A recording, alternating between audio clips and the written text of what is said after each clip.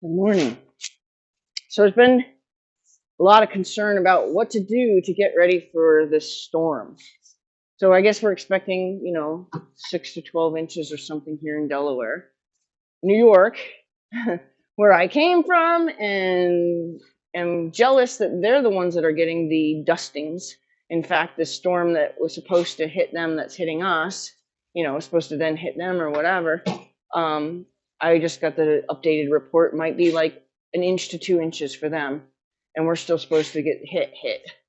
Um, I mean, Long Island's gonna get hit. They're gonna get hammered, actually. So sorry, Long Island. You guys are gonna get hammered.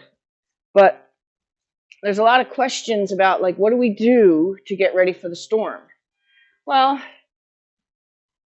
logically, you want to make sure all your water, any water tub bucket that you own, I always make sure that all my water receptacles are full. Because even if your tower is underground, somebody could hit something, that one dumb butt that's out there driving around like it's 100 degrees out instead of paying attention to the fact that the road conditions do not favor their speed, could hit something that affects the power. So let's just say it has nothing to do with like the weight of the power lines or the wind takes down power lines or anything like that. But there could be something that affects your power in this storm. So with that being said, no power, no water.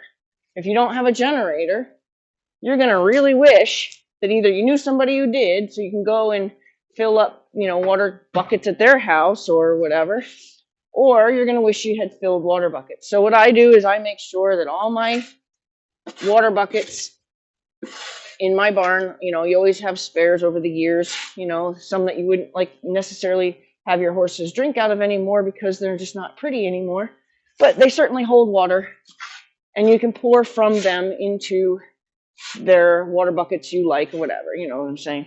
So all my water buckets will be full. Every water bucket I own will be full. My water tubs, I already just went out there and did that at 3 o'clock this morning. All my water tubs, even though I don't think my horses will be out in the storm. If the storm is overnight, this is an overnight storm. So if it's only overnight, my horses don't have to deal with it. They're saying like 1 to 2 more inches Saturday. If that's the case, they also are calling for extreme wind.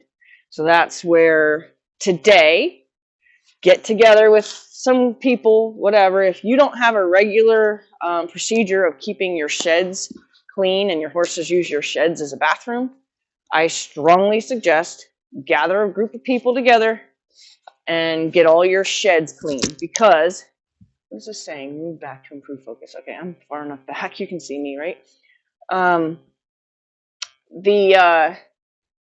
Get your sheds clean.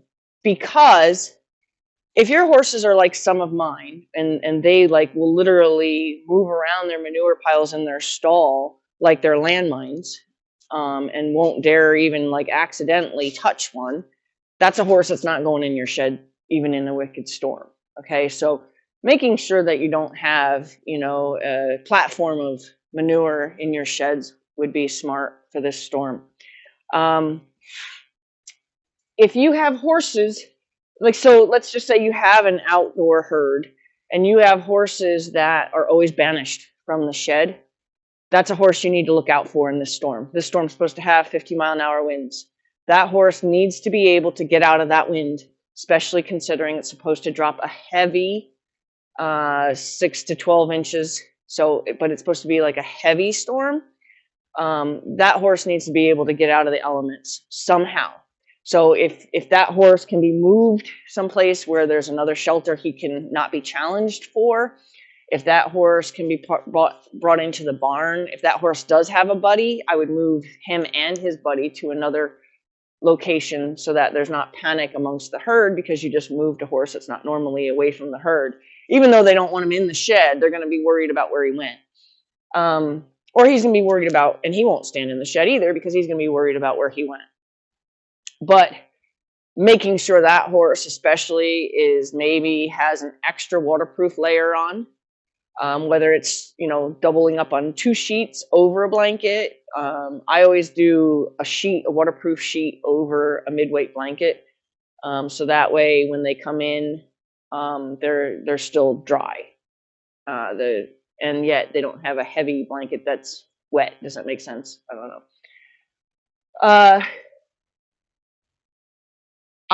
So if you have any windows that are really drafty, that, with a heavy wind like this, I'll stack hay, in front of those particular windows, just to kind of control some of the draft.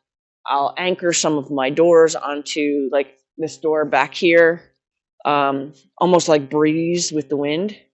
So what I'll do is I'll tie something to it and then anchor it to something like one of my skid steer elements to make sure that those doors don't get too compromised, because too much breathing eventually could, anything, you ever do that with a clothes hanger and eventually it snaps, so we want to be careful what's being flexed.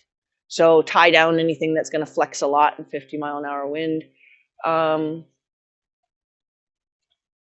Hay, make sure you got lots of hay. If you don't have lots of hay, go get, 10 bales or whatever might be the extra you would go through if your horses are stuck in, because that's just it. If your horses are stuck in, I don't feed hay for like caloric value as much as I feed hay for busyness.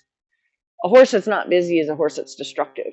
A horse that starts chewing on things or pacing or, developing vices that they didn't have before, but now they're bored. So, it's just like a kid that's bored in class, is going to start tapping his pencil on the desk,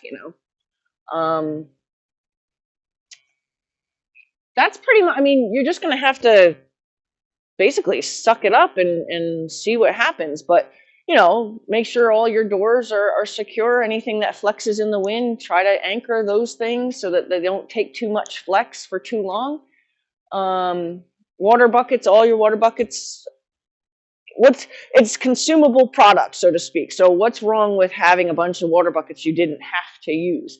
Okay, so the next time you fill water buckets, instead of dragging out your hose, dump water buckets. You know what I mean? Like, it's not an unusable step. You can utilize that later if you didn't have to use it because of the storm.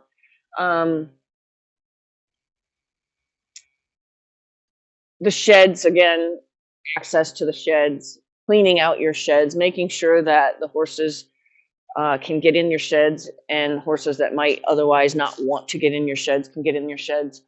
Horses that are banished from sheds normally, I would certainly look for options for those horses if you have to move one and his buddy someplace together so that there's no real panic. My horses, like I said, this is supposed to be an overnight storm, so my horses are going to be in anyway.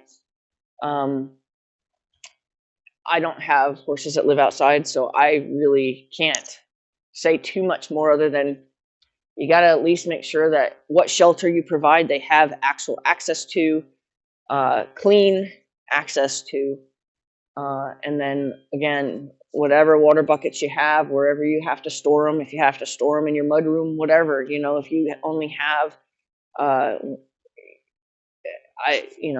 every water bucket you have is, to me, that's important. I suffered a lot of big 2-foot, 20-inch storms in New York. So, you were prepared for power lines to come down or somebody to hit a telephone pole and take down power lines and stuff like that. So we were always prepared for our power to go out, and knock on wood. Well, it doesn't matter anymore.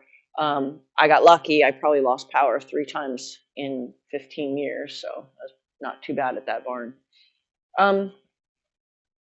Yeah, that's it.